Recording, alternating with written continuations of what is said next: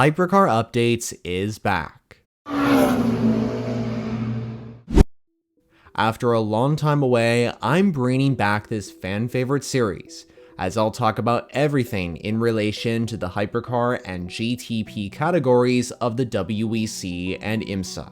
In this installment, I will talk about subjects such as the possibility of AO Racing jumping into IMSA GTP with a Porsche 963, further updates on the new programs from Ford and McLaren, and will Peugeot actually introduce a brand new hypercar to replace the so far winless 9X8? Well, without further ado, let's get into some exciting topics on episode 13 of Hypercar Updates. Number 1. The introduction of Hypercar in ALMS. One of the biggest announcements during the weekend of the 24 Hours of Le Mans was that Hypercar will become the top category in the Asian Le Mans series starting in 2026. When this was confirmed, this was huge news, as ALMS will now become the third series in the world to feature LMH and LMDH cars alongside the WEC and IMSA. However, this particular hypercar class will be different from what we're used to seeing. The category will be strictly for customer entries, like the Proton competition Porsches for example, which usually compete in the WEC and IMSA. And the ACO and FIA have highlighted that the category is not meant for factory-backed teams, and each car must feature a bronze-rated driver in their lineup, which is not allowed in the bigger World Endurance Championship hypercar category. In fact, the last time we saw a bronze-rated racer compete in a hypercar was at Daytona in 2024, when Ben Keating drove a Porsche 963 for JDC Miller Motorsports during one of his countless double-stint challenges at the Rolex 24. The introduction of hypercar brings a lot of attention to ALMS, with more fans being interested in the championship and more countries expected to join the calendar in seasons to come, with ALMS currently just racing in Malaysia, Dubai, and Abu Dhabi. The new addition of this hypercar class also gives an opportunity for smaller brands and teams to enter the championship. For example, according to Only Endurance, Isotta Fraschini and Vanwall have both claimed interest in returning through ALMS, with Vanwall even going as far as saying that the team will be known as Baikalis Racing, running a new variant of the Vanwall Vandervelde 680 LMH, with Baikalis Racing of course being the name most recently used in 2020 in the LMP1 category. So as ALMS enters this new era, it's exciting to see more LMH and LMDH cars racing around the world, and I'm eager to provide more updates on this topic as the weeks progress. Number 2. Another extension of LMH and LMDH. After being rumored for many months, it's finally been confirmed that we are getting another extension of the LMH and LMDH regulations, which have been a major success since Le Mans Hypercar was introduced in 2021. Previously, the rule sets were extended till 2029, but now they are going to be extended till 2032 at least, which highlights the importance of the categories being around for the foreseeable future. Since the first extension, Genesis, Ford, and McLaren have all committed to bringing new hypercars to the grid, and this new extension will certainly help the existing manufacturers commit to the WEC and IMSA. For example, since the new extension was announced, BMW just recently confirmed that they are here to stay and are committing to a long-term future with their hypercar program. The extension till 2032 also showcases the opportunity for even more manufacturers to commit. Mercedes and ironically Mazda have both grown eager in the regulations in recent months, despite Toto Wolff's claims of Mercedes not being interested due to the BOP. And as for Mazda, they made it quite clear in 2021 that they weren't committing to an LMDH program, but it seems they might be rethinking that. One thing's for certain though, this golden age of sports car endurance racing is set to continue. Number 3. The Genesis GMR 001 finally takes to a racetrack. Now, the South Korean automaker has officially taken the next step forward in the development process of their new hypercar, beginning with this first ever outing of the LMDH Challenger. On Wednesday, August 13th, the Genesis GMR 001 took to the Paul Ricard circuit in France for its first public outing on a racetrack. And by the way, that is the closest circuit to the headquarters of Genesis Magma Racing, with the facilities in Le Castellet, France being recently opened for use. To be clear, this is the first functional chassis from Oreca for Genesis, and this outing at Paul Ricard was just a shakedown and not an official test.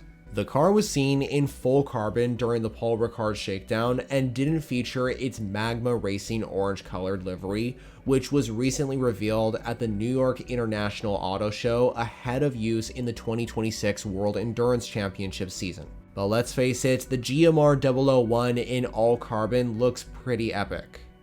And Genesis also announced that they are working on introducing 3 development cars for their testing program before the car makes its international debut in Qatar in 2026. 3-time overall winner of the 24 Hours of Le Mans Andre Lotterer and 2-time IMSA champion Pipo Derani both got a chance to drive the new GMR 001 in its first official shakedown at Paul Ricard, and both drivers had positive feedback to give back about the brand new hypercar, and we'll be seeing Lotterer and Derani drive the car once the first official tests begin.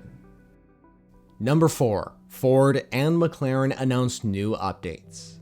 Speaking of new programs, Ford and McLaren have both announced their chassis suppliers for their hypercars, which will come to the grid at the 24 Hours of Le Mans in 2027. Since both manufacturers are running LMDH cars, they needed to pick a chassis supplier from one of the 4 following brands: Multimatic, Oreca, Ligier, and Dallara.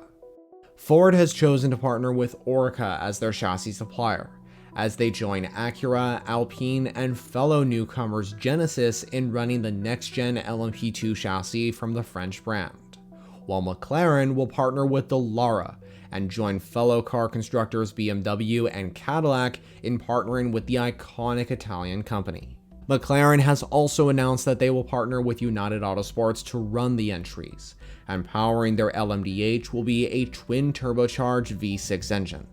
While as for Ford, alongside a chassis supplier deal with Oreca, the Blue Oval confirmed that Dan Sayers will lead the program, with Sayers previously working for Red Bull as the director of the Red Bull F1 Powertrains program, and he was a former technical director of Aston Martin Racing. Number 5. Cadillac claimed breakthrough WEC victory in Brazil. During the Rolex 6 Hours of Sao Paulo, Cadillac celebrated their first ever WEC win, with Hertz Team Jota returning to victory lane with the number 12 Cadillac V Series R, piloted by Alex Lynn, Will Stevens, and Norman Nato, overcoming an early drive-through penalty to secure the victory. Meanwhile, the sister car, the number 38, finished second, creating a first-ever WEC Hypercar Class 1-2 sweep for the American manufacturer.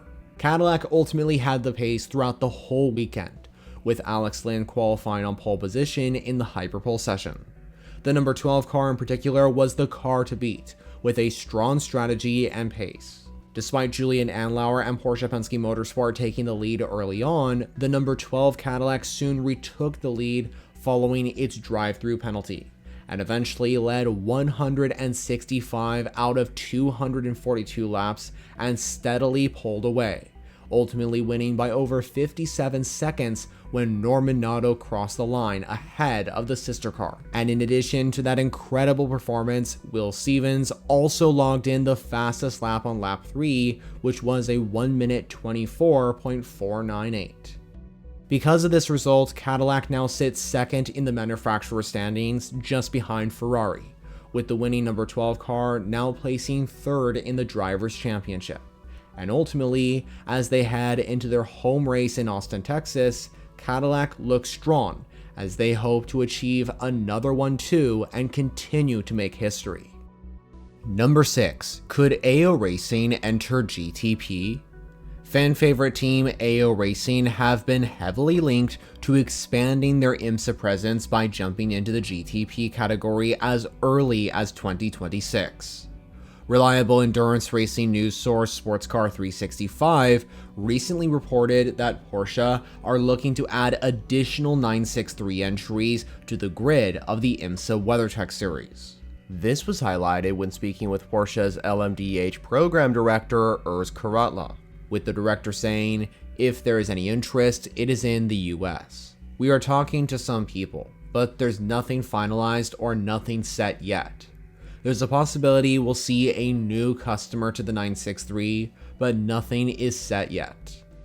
Next year, we could see 2 additional Porsche 963s join the WeatherTech series grid, which could include an additional car from JDC Miller Motorsports and a potential Porsche 963 for AO Racing, in addition to their famous Rexy Porsche 911 and Spike LMP2 Oreca 07. Porsche are in talks with a GT team that currently runs a 911 GT3R in IMSA.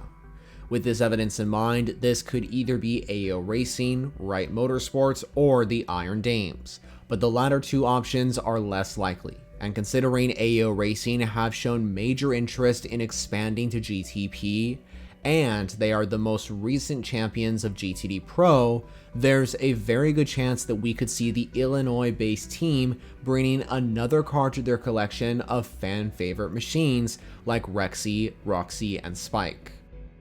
Number 7. Jenson Button set for full-time racing retirement. Former F1 driver Jenson Button has announced that he will be departing Cadillac Hertz Team Jota at the end of the season, which lines up with his recent announcement that he will be scaling back on his racing activities in 2026. Button currently drives the number 38 Cadillac alongside Sebastian Bourdais and Earl Bamber, and he recently secured second at the Rolex 6 Hours of Sao Paulo when Cadillac achieved that 1-2 result. But after the Bapco Energy's 8 Hours of Bahrain in November, he will depart Jota after being with them since 2024. This not only ends Button's full-time career in the World Endurance Championship, but a full-time racing journey which has spanned across the last 24 consecutive years since he made his F1 debut in 2000. Over the years, he has secured major results in motorsports, with the highlight of course being crowned Formula One World Champion in 2009 at Interlagos when he won with Braun GP. Jenson Button of course has a life outside of motorsports, and he is choosing to focus on that. But even though he's departing Cadillac and Hertz Team Jota, this doesn't mean that he won't be racing in endurance racing competition in the future. There is still a very strong possibility that he steps in to compete in events like the 24 Hours of Le Mans or Rolex 24 at Daytona for one-off appearances, like he did last year when he competed for Acura and Wayne Taylor Racing in IMSA at the Rolex 24. As for his WEC replacement, that is a subject I'll save for the Endurance Questions series, which comes out very soon on the channel, so make sure to stay tuned for that. Finally, number 8. Could Peugeot introduce a brand new Le Mans Hypercar? Since joining the WEC in 2022, Peugeot has achieved a few good results, like finishing on the podium at Monza in 2023, and more recently at Bahrain in 2024 due to a penalty for the 51 Ferrari. But to this day, the 9X8 remains winless. Earlier, I was worried that the French manufacturer would end their WEC program due to lack of results, but thankfully it was confirmed by Peugeot themselves that they are committed to the WEC for the long-term future past 2027. Just like all manufacturers in hypercar, Peugeot ultimately want to win the championship and claim overall victory at the 24 Hours of Le Mans for the 4th time. But Peugeot has actively been exploring the possibility of introducing a replacement for the 9X8, which has struggled to achieve big results, with the French brand potentially entering a new car as early as 2027. Obviously, the last few years haven't gone exactly to plan. In 2025, Peugeot currently sits 7th in the Manufacturers' Championship, with the only brand behind them being Aston Martin, who just entered their Valkyrie AMR LMH into the endurance competition. Peugeot have made improvements and achieved a few good results with their new iteration of the 9X8, which was introduced last year in Imola. However, an entirely new car might be the best option for the French brand, and as time goes on, I'm sure we'll be getting some updates on if a replacement to the 9X8 will come at all. So that concludes this video. I have to say that I'm really excited about Hypercar updates coming back. I know that a lot of you were really interested in the series returning, and I hoped you liked this comeback episode. Now, stay tuned for the first of the Endurance Question series videos, which will release shortly, as that is effectively part 2 of this episode. But in the meantime, thanks for watching, and I'll see you in the next one.